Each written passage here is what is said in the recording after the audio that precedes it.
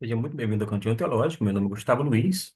Quero falar uma vez mais sobre Judas, não mais no versículo 1 e 2, conforme o vídeo anterior.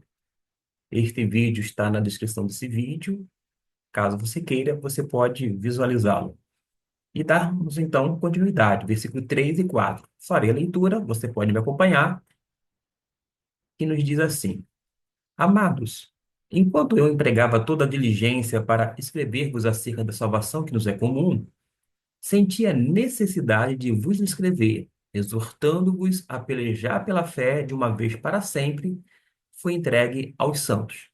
Porque se introduziram furtivamente certos homens que já desde há muito estavam destinados para este juízo, homens ímpios que convertem em dissolução a graça de nosso Deus e negam o nosso único soberano e Senhor Jesus Cristo.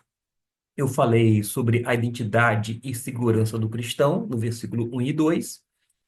Nestes dois versículos, quero falar sobre a temática, a necessidade de contender pela fé. Quando a gente fala a fé, conforme está aqui, pelejar pela fé, que fé é esta? Seria a fé salvífica?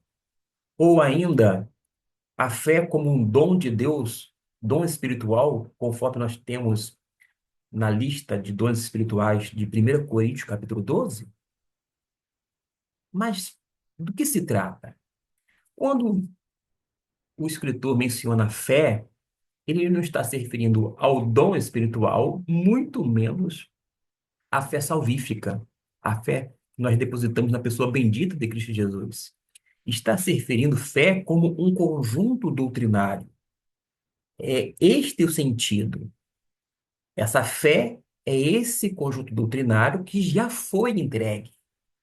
Observe que nos dias atuais, nós temos observado muitas doutrinas, muitos ensinos que não fizeram parte dos ensinos apostólicos, porque os apóstolos receberam da parte de Jesus os ensinamentos.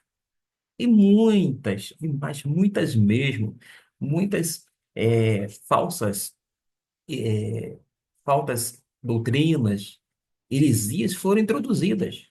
Maldição hereditária, cair no espírito, entre tantas outras coisas, foram sorrateiramente sendo introduzidas nas igrejas, e as pessoas não perceberam tais coisas, porque muitas vezes ignoram textos inteiros da palavra de Deus, quando não textos como este. Porque exortando-vos a pelejar pela fé, que de uma vez para sempre foi entregue aos santos. Tudo em relação à questão bíblico-doutrinária já foi passada através dos apóstolos e encontram-se nas Escrituras Sagradas.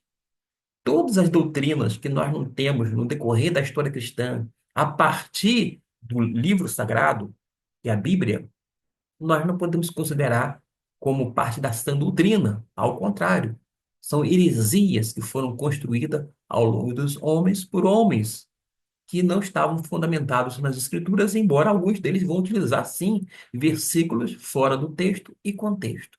Daí a necessidade de nós contendermos pela fé, no sentido de conjunto doutrinário, aquilo que já foi revelado nas escrituras sagradas através dos ensinos apostólicos.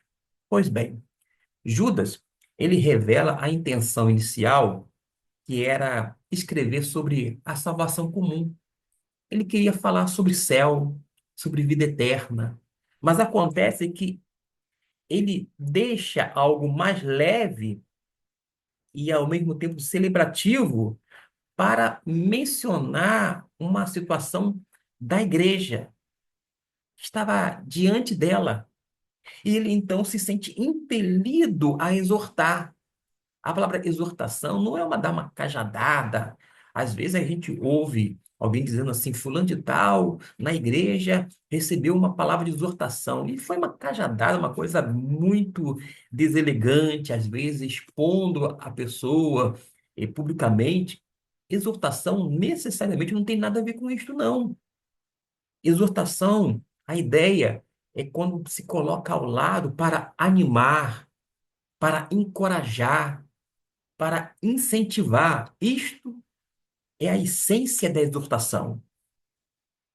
Desta maneira, Judas, ele entende que é preciso contender diligentemente pela fé.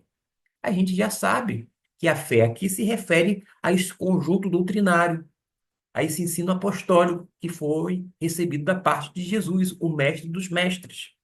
Mas contender, nós temos uma palavrinha no grego que vai ter um significado todo especial, porque a palavra contender é esta que eu estou destacando no grego koiné, vou fazer o destaque, vai significar lutar intensamente. Imagine uma arena naquela época, onde as pessoas tinham que lutar. Lembra do filme Gladiador? Pois bem, esta é a ideia. O que Judas está dizendo é que a gente tem que agir como se estivesse na arena e lutar intensamente. Naturalmente que não é brigar com pessoas, mas é pelejar pela fé, pelejar pela verdade revelada de Deus. E repito uma vez mais, toda verdade revelada por Deus e de deuses se encontra nas Escrituras Sagradas. Nós não precisamos de nada fora dela, porque a Bíblia é a nossa única regra de fé e prática. Por quê? Alguém pode indagar. Quando a gente se situa contextualmente, porque falsos mestres haviam se infiltrado dissimuladamente, é o que nos diz o versículo 4. Aqui, nesta versão, diz furtivamente. A ideia é de dissimuladamente. Eles distorciam a graça, transformando-a em desculpa para pecar, e negavam a Cristo Jesus. De uma forma muito prática, nós aprendemos aqui que hoje vemos o mesmo. Pregadores que ensinam uma graça barata, que libera o indivíduo, o adepto, a viver no pecado.